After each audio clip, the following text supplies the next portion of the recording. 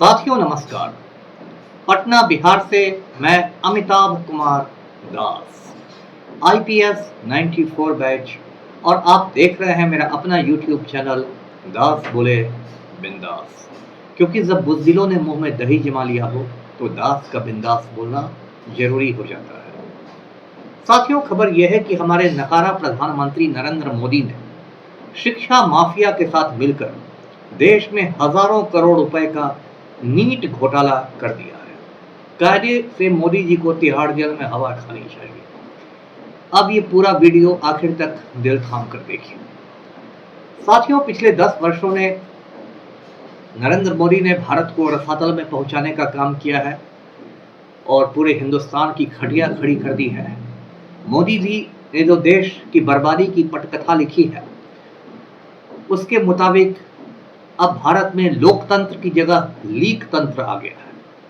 Leak तंत्र का मतलब यह हुआ कि कोई भी परीक्षा होगी उसका पेपर लीक कर जाएगा।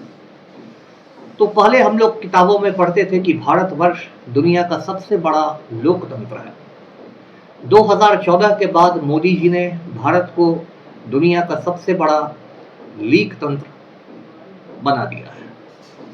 अब इस नीट परीक्षा की कहानी सुनिए।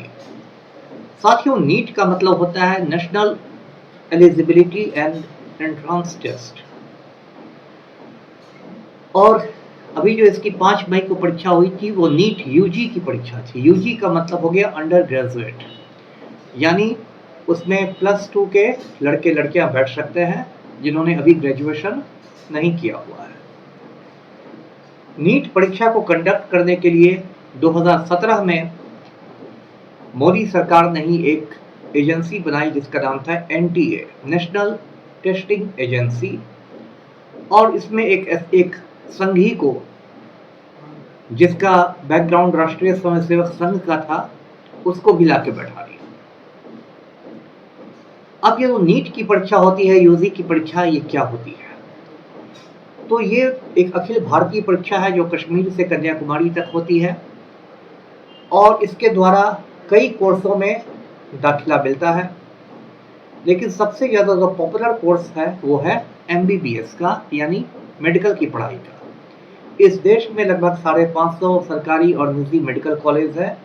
उनमें जो एडमिशन होता है, दाखिला होता है, वो नीट के जरिए ही होता है, और फिर नीट में अपने अपने रैंक के हिसाब से कॉलेज मिलता है। जैसे मान लीजिए दिल्ली का एम्स है, उसको देश का सर्वश्रेष्ठ मेडिकल कॉलेज माना जाता है, तो जो लोग टॉपर रहेंगे, टॉप 10 या टॉप 25 तक, उन लोगों को एम्स में दाखिला मिलेगा। इसी तरह रैंक के मुताबिक दाखिला में बदलाव आता रहता है।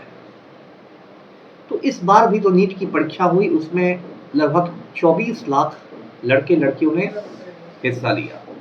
ये परीक्षा 5 मई को हुई थी, और 5 मई के बाद से ही ये हल्ला होने लगा कि इसके पेपर लीक कर गए हैं। उसमें ईओडब्ल्यू ने, जो इकोनॉमिक ऑफेंसेस यूनिट है, आर्थिक अपराध इकाई है बिहार पुलिस की, उसने कुछ धरपकड़ भी की। उसके बाद सुप्रीम कोर्ट में ये मामला गया। शिवांगी मिश्रा नाम की एक लड़की ने सुप्रीम कोर्ट का दरवाजा खटखटाया। याचिका में मांग की गई कि रिजल्ट पर रोक लगा दी जाए। सुप्रीम कोर्ट ने याचिका तो स्वीकार कर ली सुनवाई के लिए, लेकिन रिजल्ट पर रोक लगाने से इनकार कर दिया। इसके बाद कहा जा रहा था कि 14 जून के आसपास नीट का रिजल्ट निकलेगा, लेकिन जब 4 जून को मतगणना हो रही थी, वोटों की गिनती हो रही थी लोकसभा चुनाव की, उसके आसपास एनटीए ने चुपचाप नीट का रिजल्ट जारी कर दिया। अब ये जो नीट का रिजल्ट जारी हुआ उसके बाद भी बहुत सारे विवाद शुरू हो गए। एक विवाद तो ये था कि नीट में कुल 180 सवाल किए जाते हैं। हर सवाल पर 4 नंबर होते हैं सही करने पर, यानी कि कुल 720 अंकों का पेपर होता है, और यदि आपने एक सवाल गलत कर दिया तो 1 नंबर की नेगेटिव मार्किंग होती है, 1 नंबर आपका कट जाता है। तो 720 कुल अंक होते हैं। तो और बार पिछले और साल कभी 4, 5, 6 लोगों को अच्छे स्कोर आते थे, परफेक्ट स्कोर आते थे। इस बार क्या हुआ कि 67 यानी 67, लगभग 67 लड़के लड़कियों को 720 में 720 अंक आ गए। अब इस पर बहुत हंगामा मचा। जो कोचिंग संस्थान नीट परीक्षा की तैयारी करवाते थे, उन लोगों ने कहा कि प्रश्न पत्र तो इतना कड़ा था कि हम लोग को लग रहा था कि 650 से ज़्यादा नंबर बढ़ेंगे ही नहीं, और यहाँ 67 लड़के लड़कियाँ बिल्कुल परफेक्ट स्कोर लेके बैठे हुए हैं। इस तरह की बहुत बातें हुई। कुछ लड़के लड़कियों को 718 नंबर था। इस पर भी सवाल हुआ कि भाई ये नंबर कैसे आ सकता है। लोगों ने कहा कि यदि किसी ने सारे सवाल सही किए हों, एक सवाल गलत कर दिया हो, तो उसको सारे सही सवालों के लिए 716 अंक मिलेंगे, और एक सवाल गलत होने पर उसको 715 अंक मिलेंगे, एक नंबर कट जाएगा। तो 715 नंबर तो किसी को मिल सकता है, ये 718 नंबर किस गुणा भाग से आ गया। तो ये सब बहुत विवाद हुआ, उसका देश भर में प्रदर्शन शुरू हो गए। कांग्रेस जो मुख्य विपक्षी दल है वो भी विरोध में कूद पड़ी। जो कांग्रेस के सबसे बड़े नेता हैं राहुल गांधी, उन्होंने इस पर बाकायदा प्रेस कॉन्फ्रेंस किया, हंगामा किया हुआ। सुप्रीम कोर्ट में भी मामला गया। सुप्रीम कोर्ट में एनटीए ने ये सफाई दी, नेशनल टेस्टिंग एजेंसी ने, कि इसमें जो 44 लोग हैं उन लोगों को ग्रेस मार्क्स भी मिला है, इसलिए उनको परफेक्ट स्कोर आ गया। इसके अलावा भी बहुत सारे लोगों को ग्रेस मार्क्स दिया गया है, लेकिन ग्रेस मार्क्स किस आधार पर दिया गया, जिसको हिंदी में कृपांक कहते हैं, वो कृपांक किस आधार पर दिया गया, ये एनटीए संतोषजनक ढंग से नहीं बता सका। तो सुप्रीम कोर्ट ने कहा कि अगली सुनवाई 8 जुलाई को होगी, लेकिन उसके पहले 23 जून, आज ही 23 जून की तारीख है, 23 जून को उन 1563 लड़के लड़कियों को परीक्षा देनी पड़ेगी जिन लड़के लड़कियों को ग्रेस मार्क्स का फायदा मिला था। 1563 लड़के लड़कियों को, और अगर वे परीक्षा नहीं देंगे तो फिर उनका नंबर वही माना जाएगा जो बिना ग्रेस मार्क्स के आया था। तो आज देखना होगा कि उसमें कितने लड़के लड़कियां परीक्षा देते हैं। इस बीच पूरे देश भर में छापेमारी वापेमारी भी शुरू हो गई, है ना। इतना बड़ा घोटाला हो और ये बिहार का नाम नहीं आए, ये भी थोड़ा मुश्किल है। तो उसमें क्या हुआ कि एक सिकंदर यादवेंदु नाम के शख्स को गिरफ्तार किया गया। सिकंदर यादवेंदु जो है वो जल संसाधन विभाग में जूनियर इंजीनियर था, कनीय अभियंता था। 2-3 साल पहले उसकी सेवाएं दे दी गई नगर विकास विभाग को, मतलब प्रतिनियुक्ति पर वो नगर विकास विभाग में चला गया। फिर वो दानापुर और खगौल के मतलब इसमें आ गया, म्यूनिसिपैलिटी में आ गया। आप जानते हैं कि पटना में कंस्ट्रक्शन का कितना ज़्यादा काम हो रहा है, खास के सरना मोड़ की तरफ जाइएगा तो लगेगा कि बस इमारतें ही इमारतें बन रही हैं। तो उसमें नक्शे पास भी कराने होते हैं। अब इसमें जो बिल्डर माफिया है, जो गलत सलत काम करते हैं, 2 नंबर वाले जो बिल्डर्स हैं, वो गलत सलत नक्शे भी पास कराते हैं, मुट्ठी गर्म करके और घूस वगैरह देके। तो वैसी जगह पर, जिसको आप कह सकते हैं मलाईदार जगह है, जहाँ 2 नंबर की कमाई हो सकती है, वहाँ सिकंदर यादवेंदु को बैठा दिया गया। अब एक नया खेल सामने आया। पता चला कि पटना में जो एयरपोर्ट के पास, हवाई अड्डे के पास जो एक गेस्ट हाउस है, national highway authority of India का, जो राष्ट्रीय उच्च पथ प्राधिकरण है, उसका एक गेस्ट हाउस है, अतिथि गृह है। उसमें 4 मई को, यानी कि परीक्षा की एक रोज पहले 2-3 लोगों को ठहराया गया था। इसमें एक लड़का था अनुराग यादव। अब ये अनुराग यादव कौन है? तो अनुराग यादव सिकंदर यादवेंदु की बहन है, रेणु यादव उसका बेटा है, यानी कि सिकंदर यादवेंदु का ये भगिना है, भांजा है। इन लोग को ठहराया गया।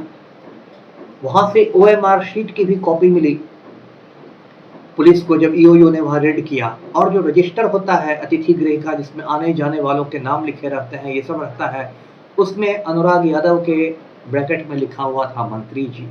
मतलब ये कि किसी मंत्री जी ने वो कमरा बुक करवाया था उसके लिए।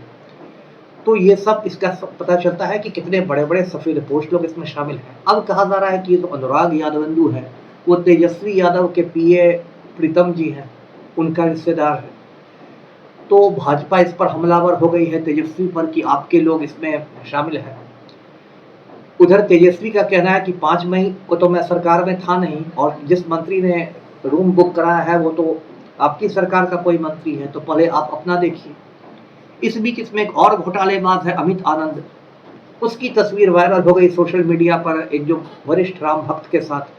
वो वरिष्ठ राम भक्त हैं सम्राट चौधरी, जो बिहार सरकार में उप मुख्यमंत्री हैं और बिहार प्रदेश के भाजपा अध्यक्ष भी हैं, जो पगड़ी बांध के और दाढ़ी मूछ बढ़ा के बिल्कुल हल्दी घाटी मैदान के किसी योद्धा की तरह नजर आते हैं।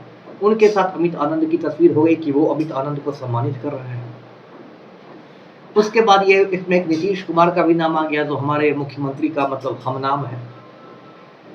उसके बाद ये मामला और आगे बढ़ा तो एक चली गई बात आपको संजीव मुखिया पर। ये संजीव मुखिया जो है, ये आपको नालंदा का रहने वाला है। पता नहीं बिहार में क्या बात है कि जो भी घोटाला होता है घूम फिर के वो पलटू के गृह जिला तक पहुंच जाता है। रंजीत डॉन भी नालंदा का ही था। तो नालंदा में एक जगह है नगर नौसा, नगर नौसा में गांव है शाहपुर, शाहपुर का वो रहने वाला है संजीव मुखिया। संजीव मुखिया फरार है, इसके पहले भी कई मामलों में जेल जा चुका है, समय समय पर जमानत पर छूटता रहा है। और संजीव मुखिया का बेटा है डॉक्टर शिव कुमार। डॉक्टर शिव कुमार अभी बेऊर जेल में हवा खा रहा है पेपर लीक के ही एक मामले में। संजीव मुखिया को माना जाता है कि पेपर लीक कराने में एक पुराना खिलाड़ी है। अब जिस तरह से बिंदुओं को जोड़ा जा रहा है, जिसको कहते हैं इंग्लिश में डॉट्स को कनेक्ट किया जा रहा है, उससे पता चल रहा है कि इसका सरगना जो था वो था संजीव मुखिया। संजीव मुखिया के बाद अमित कुमार, अमित आनंद और ये थे क्या कहते हैं नीतीश कुमार। उसके बाद उन लोगों ने सिकंदर यादवेंदु को पर्चा दिया था, सिकंदर यादवेंदु ने अनुराग यादव को दिया था। तो पूरा एक नीचे से ऊपर एक सीढ़ी बनी हुई है। और ये सिर्फ बिहार तक सीमित नहीं है, इसमें गुजरात के एक रवि अत्री का नाम आ रहा है, अलग अलग राज्यों के भी लोगों का नाम आ रहा है। और सबसे जो मतलब शर्म की बात है वो ये है कि हमारे शिक्षा मंत्री हैं भारत सरकार में धर्मेंद्र प्रधान, जो उड़ीसा के रहने वाले हैं, उन्होंने बड़ी निर्लज्जता के साथ कहा है, बहुत बेशर्मी के साथ कहा है कि इसमें कुछ गड़बड़ हुई ही नहीं है नीट परीक्षा में। तो जब कुछ गड़बड़ नहीं हुई है मंत्री महोदय, तो फिर ये गिरफ्तारियां क्यों हो रही हैं? और गड़बड़ नहीं हुई है तो कल सरकार ने एनटीए के जो डीजी थे, एक आईएएस अधिकारी था सुबोध कुमार सिंह, उसको हटा दिया, ये दिखाने के लिए कि देखिए हम भी कुछ कार्रवाई कर रहे हैं। क्योंकि देखिए कल यानी 24 जून से संसद का सत्र शुरू हो रहा है, नए जो लोकसभा में लोग चुने गए हैं उनका शपथ ग्रहण होगा। और विपक्ष पहले से ही कमर कस के तैयार है कि इस मुद्दे पर हमलावर रहना है। राहुल गांधी पहले से ही होमवर्क करके बैठे हुए हैं, इसलिए जो नरेंद्र मोदी हैं और जो तड़ीपार अमित शाह हैं वो काफ़ी घबराए हुए हैं। तो इस मुद्दे को लगातार ये मुद्दा गर्म होता जा रहा है। अब साथियों क्या है कि 8 जुलाई को सुप्रीम कोर्ट में इसकी अगली तारीख है।